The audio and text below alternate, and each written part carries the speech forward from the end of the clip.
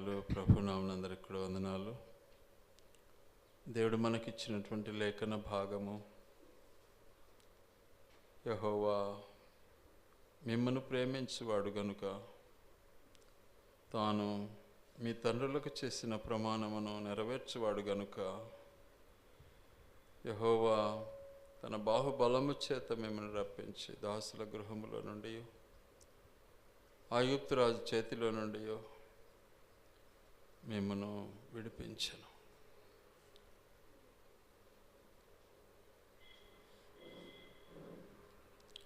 దేవుడిచ్చిన లేఖన భాగము మన జీవితంలో మనం జ్ఞాపం చేసుకుందాం.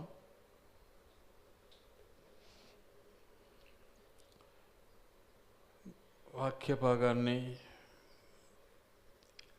గ్రహించటానికి శరీర జ్ఞానం పనికిరాదు. వాక్య భాగాన్ని తెలుసుకోవటానికి లోక జ్ఞానం అసలు పనికిరాదు. వాక్యాన్ని అర్థం చేసుకోవాలి అంటే మనం వాక్యానికి విధేయత చూపాలి. విధేయత లేకుండా వాక్యాన్ని మనం అర్థం చేసుకున్నాము అని చెప్తే అంతకు మించిన పాపం ఇంకొకటి లేదు. విధేయత లేకుండా మాకు తెలుసు వాక్యము అన్నాము అంటే అంతకు మించిన పాపం ఇంకొకటి లేదు. కాబట్టి వాక్యం చాలా స్పష్టంగా ఉంటుంది. గ్రహించడం మనము నేర్చుకోవాల్సినటువంటి బాధ్యత. చాలా స్పష్టంగా దేవుడు మాట్లాడతాడు. ఎందుకు అంటే దేవుడు వాగ్దానం చేశాడు మన పితరులతో. ఏమని?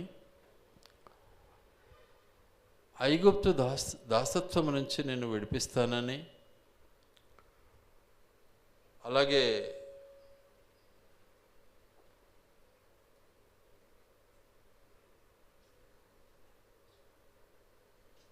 ఐగుప్తు రాజైన ఫరో చేతిలో నుంచి మనల్ని విడిపించడానికి ఇష్టపడుతున్నాడు.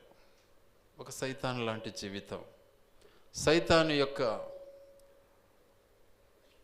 కబంధ హస్తాల నుంచి మనల్ని విడిపించటానికి దేవుడు మాట ఇచ్చాడు.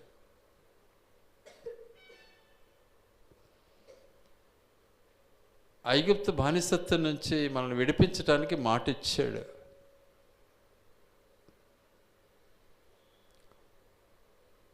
కానీ బానిసత్వం నుంచి విడుదల పొందటానికి, మరి సైతాన్ నుంచి మనం విడుదల పొందటానికి మనలో ఆ కార్యం జరగాలి. ఆ హృదయం మనకు కావాలి, ఆ మనస్సు మనకు కావాలి.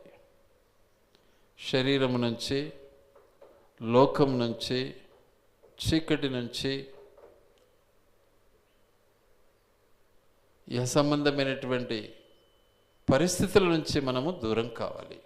అలా మనం కాలేదనుకోండి, నువ్వు 10 సార్లు కాదు 100 సార్లు బైబిల్ చదువు, లేకపోతే నువ్వు రోజు 24 గంటలు ప్రార్థనలో మోకరించు, ఏం ప్రయోజనం ఉండదు దానికి. మొట్టమొదటిగా మనం దేవునికి విధేయులం కావాలి. యేసుక్రీస్తు ప్రభు ఈ లోకానికి వచ్చిన తన ఉద్దేశం చాలా స్పష్టంగా ఉంది. ఎందుకు వచ్చాడు ఆయన? పాపము నుంచి మనల్ని విడుదల చేయడానికే వచ్చాడు. ఎందుకు వచ్చాడు ఆయన? బానిసలముగా ఉండకుండా స్వతంత్రంగా జీవింప చేయాలని వచ్చాడు. మనమందరం కూడా బానిసలమై ఉండగా దేనికి బానిసలమైనామో ఒకసారి జ్ఞాపం చేసుకుందాం. ఎఫెసీ పత్రిక 2వ అధ్యాయం, ఎఫెసీ పత్రిక 2వ అధ్యాయం 1వ వచనం. మీ అపరాధముల చేత ఏం చేస్తున్నాం? అపరాధాలు చేస్తున్నాం. చెయ్యని పనులు చేయడానికి ఇష్టపడతాం. మాట్లాడకూడని మాటలు మాట్లాడాలని ఇష్టపడతాం. ఏం కారణం? అలాంటి పనులు, అలాంటి మాటలు, అలాంటి క్రియలు మనలో ఎందుకుంటాయి? మనము ఐగుప్తును వదిలిపెట్టలే. ఇంకా ఐగుప్తును విసర్జించలే, మనము దేవుని సంపూర్ణంగా నమ్ముకోలే. కాబట్టి మీ అపరాధముల చేత ఏం చేస్తున్నావు? నువ్వు దేవుని మాటను తిరస్కరిస్తూ ఉన్నావు, దేవుని ఆలోచనను తిరస్కరిస్తూ ఉన్నావు. మీ అపరాధముల చేతను, మీ పాపముల చేతను ఆజ్ఞను మీరిపోతూ ఉన్నావు. చదువుతున్నావు బైబిల్, నిష్ప్రయోజనం అయిపోతూ ఉంది. ఏం చేస్తున్నావు? అతిక్రమిస్తూ ఉన్నావు. కాబట్టి దేవుడు చాలా చక్కగా మనతో మాట్లాడుతూ ఉంటాడు. నేను మీ పితరులతో ప్రమాణము చేసినాను. ఎందుకని? నేను బానిసత్వం నుంచి విడిపిస్తానని, ఫరో సైన్యము లేక రాజు నుంచి మిమ్మల్ని విడుదల చేస్తానని వాగ్దానం ఇచ్చాడే. ఆ వాగ్దానాన్ని నెరవేర్చడానికి దేవుడు ఇష్టపడ్డాడు. దాని నుంచి మనల్ని విడుదల చేయటానికి ఏం చేశాడు? ఆ ప్రభువు తానే దిగి వచ్చాడు. ఏం చేశాడు? తన ప్రేమను కనుపరిచాడు. ఏం చేశాడు? తన ప్రియ కుమారుడైన యేసుక్రీస్తు ప్రభువును మన కొరకు బలి అర్పించటానికి ఇష్టపడ్డాడు. అందుకే యోహాను సువార్త 3:16 ఏముంది? దేవుడు లోకమును ఎంతో ప్రేమించెను కాగా ఆయన తన అద్వితీయ కుమారునిగా పుట్టిన వాని యందు విశ్వాసముంచు ప్రతివాడును నశింపక నిత్య జీవం పొందునట్లు ఆయనను అనుగ్రహించను. మాట ఇచ్చాడు. ఎవరికిచ్చాడు? మన పితరులకు మాట ఇచ్చాడు. మనల్ని కాపాడాలని ఇష్టపడ్డాడు, మనల్ని తప్పించాలని ఇష్టపడ్డాడు, మనల్ని నిజంగా దాసత్వం నుంచి విడిపించాలని ఇష్టపడ్డాడు, ఆ బందీ గృహం నుంచి మనల్ని వెలికి తీయాలని ఇష్టపడ్డాడు. ఏం చేశాడు? తన ప్రియ కుమారుడైన యేసు క్రీస్తును మన కొరకు ఈ లోకానికి పంపాడు. మనం మర్చిపోతుంటాం. మన మాటలు, మన ఆలోచనలు, మన క్రియలు మారిపోతూ ఉంటాయి. మర్చిపోకూడదండి. మర్చిపోవటం వల్ల ఏమైపోతావు? బలి పశువు అయిపోతావు, నరకానికి ఆహుతవుతావు. కాబట్టి దేవుడు చేసిన ఈ గొప్ప మేలును మనం ఎలా మర్చిపోతాము? ఎవడన్నా తన కొడుకును మనిషి కోసం బలి అర్పించినాడు ఉన్నాడా ఈ లోకంలో? ఎలా మర్చిపోతాం? మర్చిపోయి మనలో సైతానుడు చక్కగా పని చేసుకుంటూ ఉంటాడు.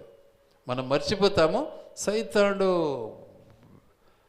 విజృంభిస్తూ ఉంటాడు, మన ఆలోచనలన్నీ మారుస్తూ ఉంటాడు. ఎప్పుడైతే మన ఆలోచనలు మారిపోతాయో, ఎప్పుడైతే మన తలంపులు మారిపోతాయో, ఎప్పుడైతే మన క్రియలు మారిపోతాయో, ఎప్పుడైతే మన మాటలు మారిపోతాయో, సైతానుడు ఏలుకుంటూ ఉంటాడు. ఫరో రాజు ఏలుబడిలో ఉంటావు నువ్వు, దేవుని ఏలుబడిలో ఉండవు. ఎవరైనా కావచ్చు, ప్రభు నమ్మినోళ్ళు కావచ్చు, నమ్మనోళ్ళు కావచ్చు, విశ్వాసి కావచ్చు, అవిశ్వాసి కావచ్చు, సేవకుడు కావచ్చు, సేవకురాలు కావచ్చు, ఎవరైనా సరే ఆ స్థితిని గుర్తించకపోతే బందీగృహంలోని జీవితాన్ని అనుభవిస్తున్నట్లే. ఒకసారి ఆలోచించుకోవాలి. ఆయనేమో తన కొడుకును బలి ఇవ్వడానికి ఇష్టపడ్డాడు, నిన్ను నన్ను కాపాడాలని ఇష్టపడ్డాడు. కారణం, ప్రమాణం చేశాడు మన పితరులతో. ఏమని? నిన్ను నేను ఈ యొక్క బందీ గృహం నుంచి, ఏ బానిసత్వం నుంచి విడిపిస్తాను అన్నాడు. ఈ పాపం నుంచి నిన్ను నేను విడిపిస్తాను అని వాగ్దానం చేశాడు. కానీ మనమైపోతున్నాం, మనమేం చేస్తున్నాము?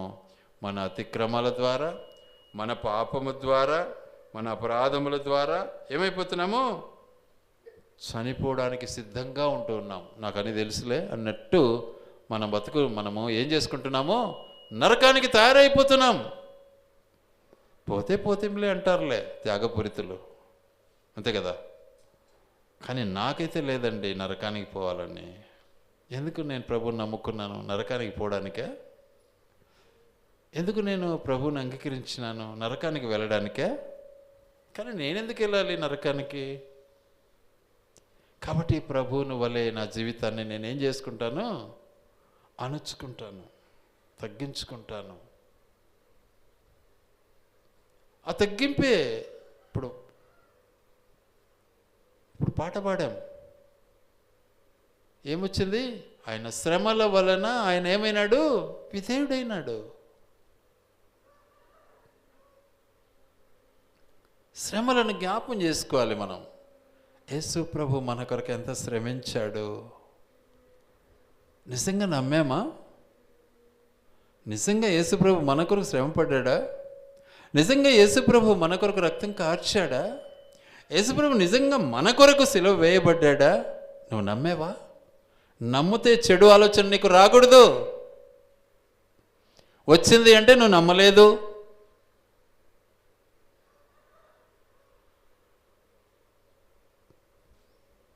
మన బ్రతుకును ఒకసారి మనం పరిశీలించుకోలేకపోతే, మనం మనుషులమే కదా, జంతువులం కాదు కదా మనము.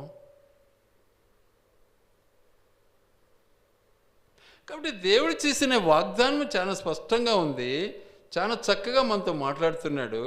ఏమంటున్నాడు? మీ తండ్రులకు చేసిన ప్రమాణమును నెరవేర్చటానికి ఏం చేశాడు? అద్వితీయ కుమారుని ఈ లోకానికి పంపాడు. జనితైక కుమారుని ఈ లోకానికి పంపాడు.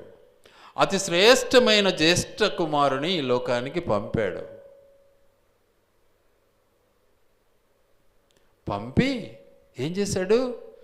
నీవు చేసిన ప్రతి అపరాధము నిమిత్తము, పాపము నిమిత్తము నీవు ఇక మీదట వాటికి బానిసవై ఉండకుండాన్నట్లుగా యేసుక్రీస్తును బలి అర్పించాడు.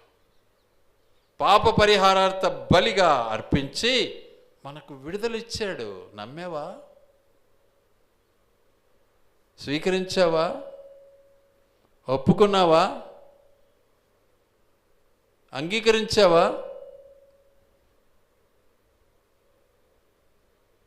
సో అంగీకరిస్తే వేషధారణ ఉండకూడదు మనలో. ఎంతో విధేయత మనకు అవసరం. యేసు ప్రభు ఏమన్నాడు? నాయనా నన్ను ఎందుకు చంపుతావు అన్నాడా? ఏమన్నాడు తెలుసా? నన్ను ఎందుకు చేయి విడిచినావు ప్రభువా అన్నాడు. తండ్రి ఏం చేయి విడవడు. కానీ తన బాధను తట్టుకోలేక తండ్రిగా తనకు పొందుతున్నటువంటి అవమాన స్థితిని అనుభవించలేక బాధపడుతూ తన తల త్రిప్పుకోవటం కుమారుడుగా గ్రహించి, దేవా నా దేవా నన్నెందుకు చేయి విడిచితివి అంటాడు. ఆ పరితాపం నీకు నాకుందా?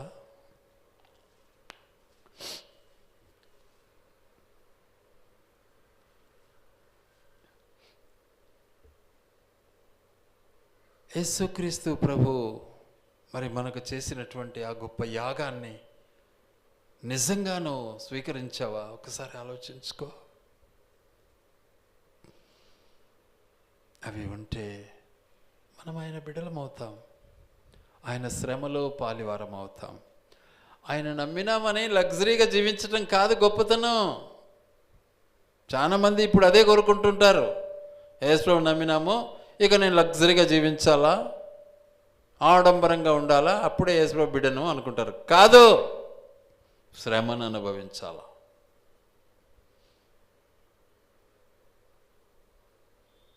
ఆయన అన్నాడు చాలా క్లియర్గా, నన్ను వెంబడించువాడు తన సిలువనెత్తుకొని నన్ను వెంబడించాలి అన్నాడు.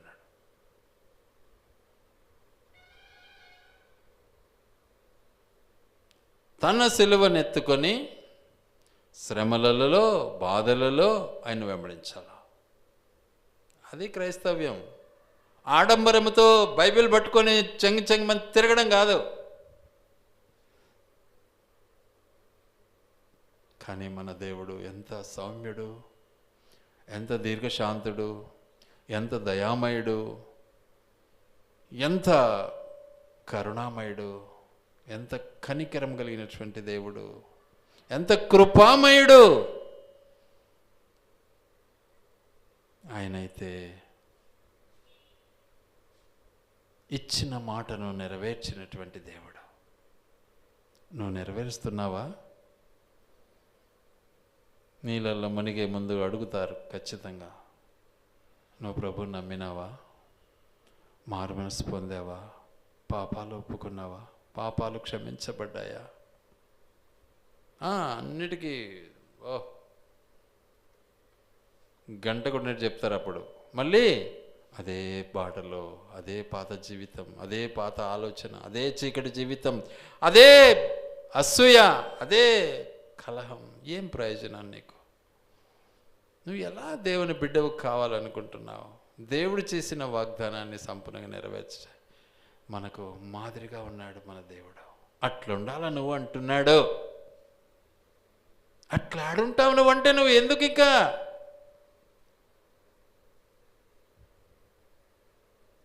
అట్లుండాలి. ఇందులో సందేహం ఏముంది? అదే యోహాను సువార్త 3:17 ఒక మాట ఉంటుంది, చూడండి దయచేసి. లోకము తన కుమారుని ద్వారా రక్షణ పొందుటకే గాని తీర్పు తీర్చుటకు దేవుడు ఆయనను లోకములోనికి పంపలేదు. యేసుక్రీస్తు ప్రభు ఈ లోకానికి వచ్చింది తీర్పు తీర్చడానికి కాదు.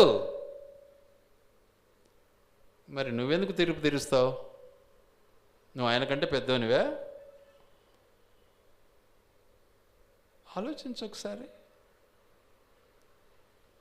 తీర్పుకు లోనై శ్రమను అనుభవిస్తూ ఆయన సిలువను అనుభవించడానికి ఈ లోకానికి వచ్చాడు. తీర్పు కోసం రాలే. కానీ మనం నమ్మినామంటాం, తీర్పు తీర్చడానికి ప్రయాసపడతాం. చాలామంది సేవకులు అట్లే ఉన్నారు, విశ్వాసులు అట్లే ఉన్నారు. నీచమైన బ్రతుకు అంటాను నేను దాన్ని.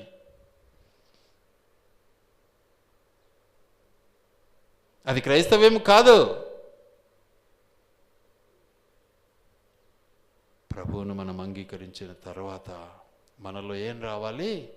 విధేయత రావాలి, వినయం రావాలి.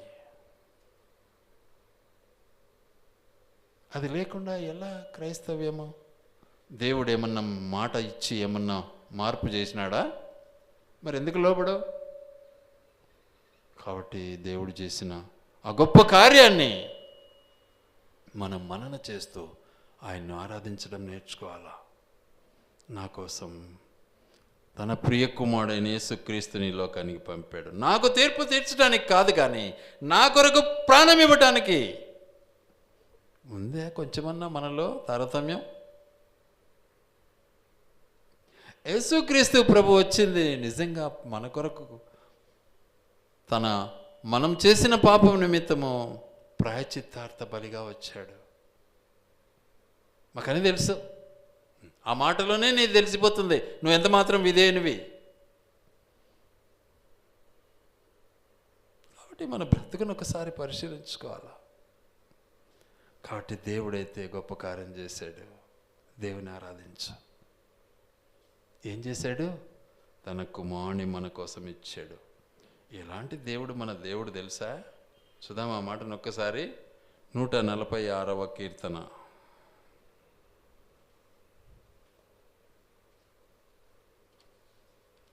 146వ కీర్తన 6, 7, 8 వచనాలు చదువుకుందాం. ఆయన ఆకాశమును, భూమిని, సముద్రమును, దానిలోని సర్వమును సృజించినవాడు. ఒకసారి ఆయన ఏం చేశాడు? ఆకాశాన్ని తయారు చేశాడు, భూమిని తయారు చేశాడు. ఇంకేం చేశాడు ఆయన? ఆ తర్వాత అందులో ఉన్నటువంటి కృత్యాలన్నిటినీ కూడా తయారు చేశాడు. నువ్వేం చేసావు? ఎందుకు మనకంత గర్వం? అంటే ఎక్కడున్నాం మనం?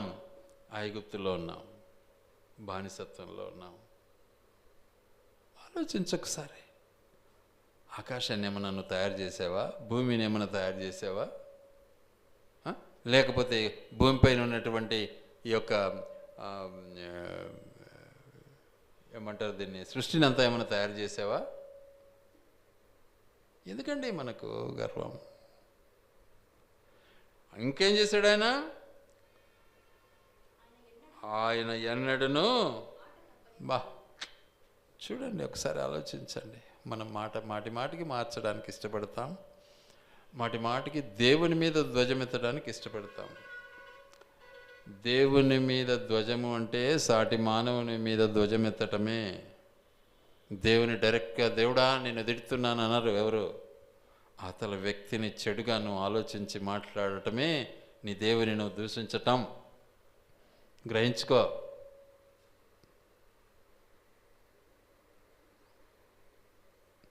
ఆయన మాట తప్పనివాడు,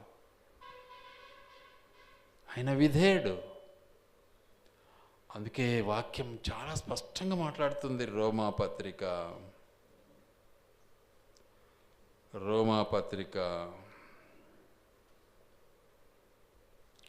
5వ అధ్యాయం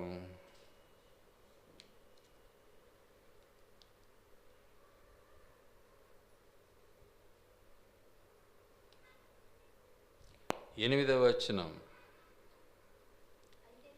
అయితే దేవుడు మన ఎడల తన ప్రేమను వెల్లడిపరచుచున్నాడు. ఎట్లనగా మనం ఇంకా పాపంలోనే ఉన్నాం, క్రీస్తు మన కొరకు ప్రాణం ఇచ్చాడు. చూసారా ఎంత దయ, ఎంత గొప్ప దేవుడు. మనం మాటను నిలబెట్టుకున్నాడు. ఈరోజు మాట నిలబెట్టుకోకుండా బ్రతుకుతున్నాడు 199 మంది.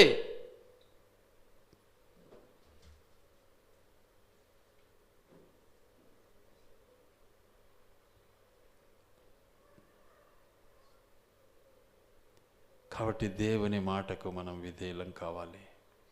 దేవుడు మన కొరకు ఈ లోకానికి వచ్చాడు. ఇలాంటి దేవుడు భూమి ఆకాశాన్ని సృష్టిని తయారు చేసినటువంటి దేవుడు. ఆ తర్వాత ఇంకేం చేశాడు ఆయన? 7వ వచనం. బాధపరచబడు వారికి ఆయన న్యాయము తీర్చును, ఆకలి కొనిన వానికి ఆహారము దయచేయును, యెహోవా బంధింపబడిన వారిని విడుదల చేయును, యెహోవా గుడ్డి వారి కన్నులు తెరవచ్చేవాడు, యెహోవా కృంగిన వారిని లేవనెత్తువాడు, యెహోవా నీతిమంతులను ప్రేమించువాడు, యెహోవా పరదేశులను కాపాడువాడు, ఆయన తండ్రి లేని వారిని విధవరాండ్లను ఆదరించువాడు, భక్తిహీనుల మార్గమును ఆయన వంకర మార్గముగా చేయును, యెహోవా నిరంతరము ఏలును. సియోను నీ దేవుడు తరములన్నిటిను రాజ్యము చేయను. యెహోవాను స్తుతించడం నేర్చుకోవాలి. ఇలాంటి వాడు ఆయన. బీదలను కనికరించేవాడు, గాయపడిన వారిని కాపాడేవాడు, స్వస్థపరిచేవాడు, నీతిమంతులను కాపాడేవాడు. కాబట్టి మనలో నిజంగా ఆ మార్పు, యేసుక్రీస్తు ప్రభు నిజంగా ఆయన ఇచ్చిన మాటను నా పట్ల నెరవేర్చాడు అన్నటువంటి నిజ విశ్వాసం మనలో ఉంటే మనం ఆయన ఆరాధించాలా, ఆయన స్తుతించాలా. దేనికని? నాకు నా పితరులకు చేసిన ప్రమాణం తూచా తప్పకుండా ఈ లోకంలో నా కొరకు తన ప్రాణం ఇచ్చావు ప్రభువా. నేను పాపినై ఉండగా నన్ను రక్షించడానికి ఈ లోకానికి వచ్చావు. నేను ద్వంద్వ వైఖరిలో తిరుగుతూ ఉండగా నాకు కనువిప్పు చేయటానికి ఈ లోకానికి వచ్చావు. నా కొరకు ఆ కలవరి సిలువలో ప్రాణం ఇచ్చావు. ఆరాధించలేవా? సృష్టినంతా తయారు చేసిన దేవుడు, మనిషిని తయారు చేసిన దేవుడు, మనిషికి ప్రాణం పోసిన దేవుడు, మనిషి దేవుని ఆరాధించటం కష్టమా? మాట వినటం కష్టమా? ఒకసారి ఆలోచించాలి మనం. కాబట్టి మన దేవుని మనం జ్ఞాపం చేసుకోవాలి, మర్చిపోకూడదు. ఆ రీతిగా మనము ఉన్నప్పుడే మనము నిజంగా దేవుని ఆరాధించిన వారం అవుతాం. అందుకనే వాక్యం సెలవిస్తున్న మాట చాలా స్పష్టంగా అంటాడు దేవుడు. చూడండి, ఏమయ్యా పేతురుతో అంటాడు కదా, నీవు నన్ను ప్రేమిస్తున్నావా అంటాడు. పేతురు దుడుకువాడే, కానీ తన ప్రాణం ఇవ్వటానికి వెనకంజ వేయలే. అలాంటి శిష్యుడు. చూడండి ఒకసారి యోహాను సువార్త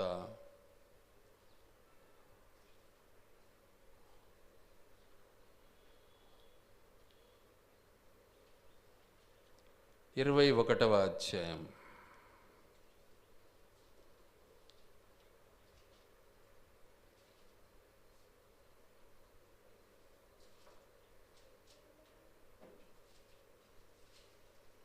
పదహైదవ వచనం చదువుకుందాం. వారు భోజనము చేసిన తరువాత యేసు సీమోను పేతురును చూచి, యోహాను కుమారుడవైన సీమోను, వీరికంటే నీవు నన్ను ఎక్కువగా ప్రేమించుచున్నావా అని అడుగగా. చూసారా, అడిగాడు. నిన్ను కూడా అడుగుతున్నాడు, నిజంగాను నన్ను నమ్మావా? నిజంగా నమ్మితే నా మనసు నీకు ఉండాలి కదా. నిజంగా నమ్మితే నా ఆజ్ఞను పాటించాలి కదా. నిజంగా నమ్మితే నేను పునరుత్థానుడనయ్యానని నువ్వు విశ్వసించాలి కదా. మరి ఈ లోపం ఎందుకు నీలో? మళ్ళీ రెండోసారి అడుగుతాడు, ఏమయ్యా పేతురు? మూడోసారి అడుగుతాడు, ఏం యోహాను కుమారుడైన సీమోను, నన్ను ప్రేమించున్నావా అంటే ఏమని? నా మాటకు లోబడ్డావా అని అర్థం. ప్రేమించున్నావా అంటే లోబడ్డావా, అంతే. నిజంగా మనం లోబడిన వారమైతే దేవుని యందు మనము నిజంగా ఆనందించగలము. దేవునిలో మనం కొనసాగలం.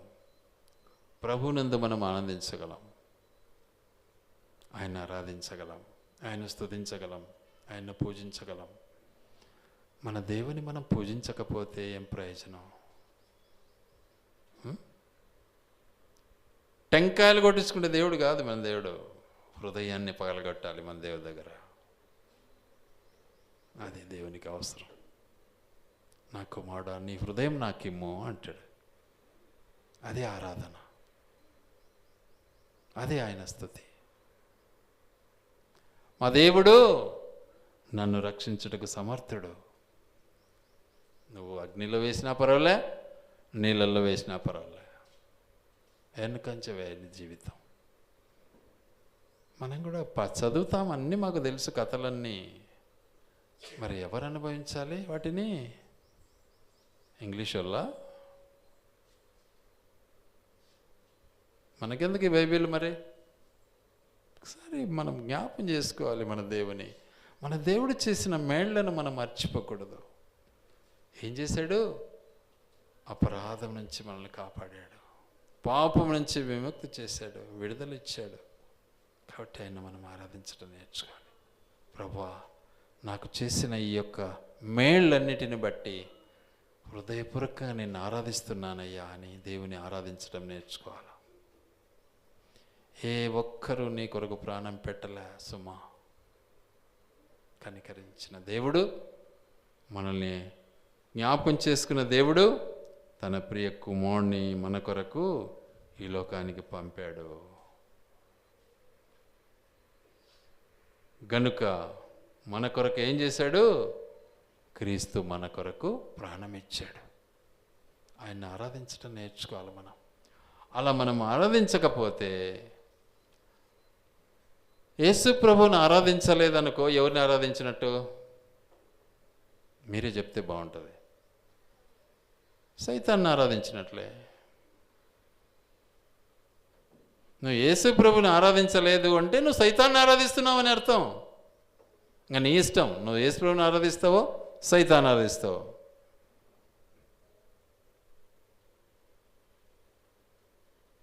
మన వ్యాధిలో, మన బాధలో, మన కష్టంలో, మన నష్టంలో, మనల్ని, మన ప్రాణ సంకటంలో మనల్ని ఆదుకోవటానికి సిద్ధంగా ఉంటాడు. నేనున్నాను అని.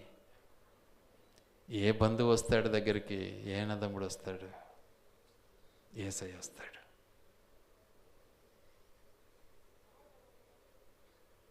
యేసయ్య వస్తాడు.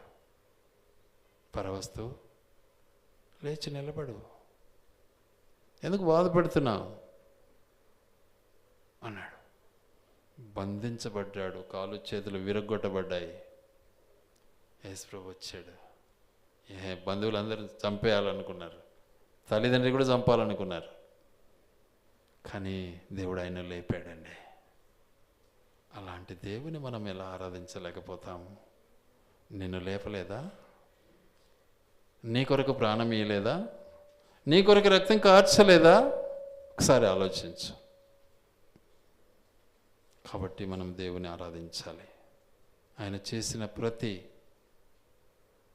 గొప్ప కార్యాన్ని బట్టి ఆరాధించాలి. మన కొరకు ఏం చేశాడు? ఆయన తన ప్రియ కుమారుని లోకానికి పంపాడు. మన పాపాల నుంచి మనల్ని విడిపించటానికి తన ప్రియ కుమారుడు కార్చిన పవిత్ర రక్తంలో మనకు విడుదలిచ్చాడు. కనుక మనం దేవుని ఆరాధించాలి. అందుకే ఎక్కువ మాటలు చెప్పనక్కర్లే.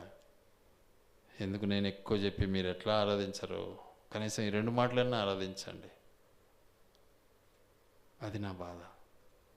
కాబట్టి దేవుని ఆరాధించుకుందాం. దేవుడి మాటలు ఆయన వినికిడిలో దీవించి ఆశీర్వదించునుగాక.